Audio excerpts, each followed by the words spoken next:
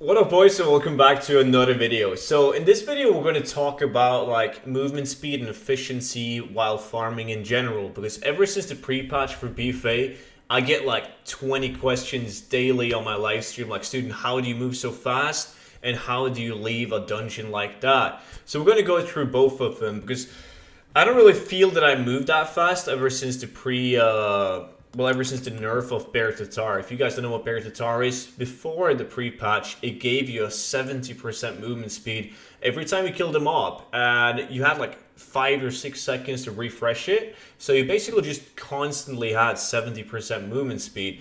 And this is usable for most classes. Like, of course, some people play like a Demon Hunter and they have like a speed set on it and they run it extremely fast. This is more like a casual way of doing dungeons or farming in general, like pretty damn fast. So, first of all, basically when you're going to go into a dungeon and do dungeon farming, you always want to go to this place right here, Mogushan Palace, and you just want to sign up to any of these random panda scenarios. I tend to choose this one, the Brewman Festival, like sign up for this one. And that's because there's a mailbox in this scenario. So in case you're in the middle of a farm, your bags are getting kind of full, you can use the mailbox to send it to an alt or your bank to. But as soon as you've entered the scenario, you're going to leave the scenario instantly, but you can't leave the queue. So you're going to use this one, teleport out of dungeon.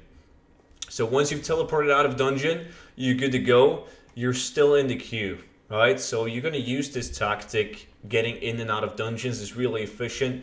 Like, as soon as you're at the end of a dungeon, you can click this one and then teleport to dungeon, and you're going to be thrown into the scenario. And then you just click teleport out of scenario, and all of a sudden you're going to be outside the dungeon, ready to open up your loot appraiser, reset instance, and run back in. So you don't have to run all the way out. I know that some classes like Monk and Druid have like a class ability, such as the Send Pilgrimage and the Dreamwalk, but it has a 1 minute cooldown. So basically, if I use this one, Dreamwalk, I can use it twice. The second time I will be ported to the dungeon. The cool thing about it is that once you use it once, you can reset dungeons, you use it twice, and you're going to be inside the dungeon. So there's no need to run out, reset, and run back in. You're actually going to be in a refreshed dungeon.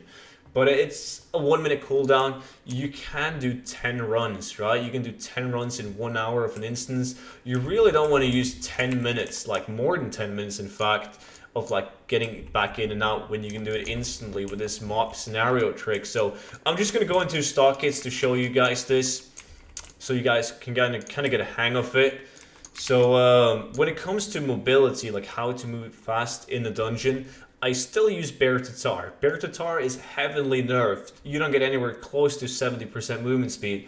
But like, we're in a position where we have to take whatever movement speed we can.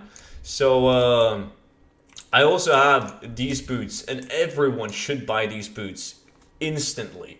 If you play a leather tune, you buy the boots. If you play mail tune, you buy the gloves. Like, there's a lot of these legendaries, but they all do the same. They give you movement speed, 25 movement speed on top of the Bear Tatar is really good. But you gotta kill mobs. 5 mobs gives you a 5 stack, 25% movement speed. And you guys can see my movement speed is not bad, and this is using no cooldowns at all. So you just run through, kill mobs to get the proc for Bear Tatar, speed increased by 250, and then the 25% movement speed. And then you have cooldowns on top of that on most classes to increase your movement speed even further, right?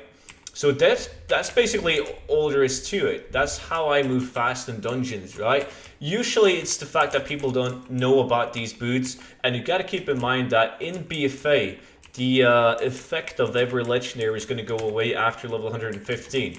So basically at level 116 and above, these boots are not going to work. So if you're really into farming, you should definitely keep one tune at level 110 or level 115 just to get effect of these boots, because they are insane. Like, they make farming so damn efficient, it's sick. Even an open world farm, which I will show you guys in a minute, which is really, really good. That's where they really shine. So me personally, I got multiple druids, so I will keep my main farming druid level 115 just so I can use these boots. And that's it for mobility inside a dungeon. That's pretty much all there is to it. And when it comes to leaving the dungeon, let's say this is a really long dungeon. This is Stockade, so it doesn't take you long to run out. But let's say that this was a dungeon that requires you to run out, and it's a really long way. Basically, you just click this one, teleport to dungeon, and you're going to be out of the dungeon. And loading screen, come on.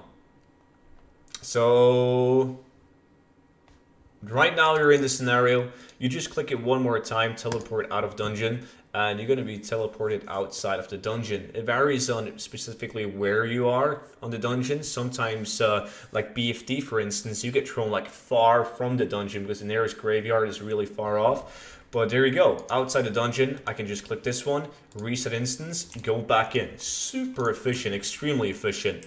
So when it comes to these boots, if you're out farming anything in the outdoor, you will be turned into a wisp. Extremely efficient, because once you're done killing, you can just fly around with a wisp and loot. You can fly over to the next mob, kill it.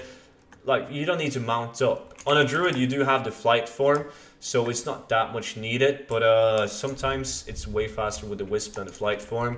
So overall, get the boots, buy them now, because when BFA is out, not that many people will have the materials to craft the Sentinels Eternal Refugee, so they will definitely go up in value. There's going to be less of them, and everyone that takes farming seriously will have these boots. So if there's any other like tips and tricks you guys want to know of, just leave the questions down below in the comment section, and I will do my absolutely best to answer all of them. I probably forgot something that I was meant to show in this video, but hopefully I managed to talk about the most frequently asked questions. But I'll see you guys in the next video. Make sure to subscribe if you liked the video, and bye bye.